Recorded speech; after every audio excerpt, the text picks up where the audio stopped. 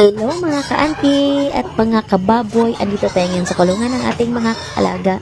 Tayo mag-inject ng iron sa ating alagang biik sa pangalawang inanin.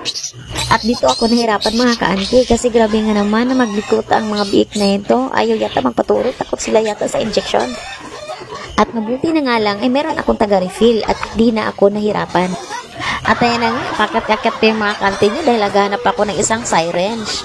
Para mabilis lang tayo matapos sa ating pagtuturo. Hindi pa nga sila naturukan ng iron, pero naramdam ko na sobrang healthy nila kasi nga ang liliko. Tingnan nyo nga naman ang isang area ba hindi pa naturukan ay iyak ng iyak.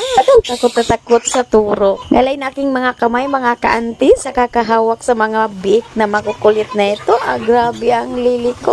Kaya ako mag-apply ng nurse dahil magaling na pala ako magturo. Masarap mag-alaga ng mga biik mga ka-auntie bukod sa kumikita ka na, nalilibang ka pa.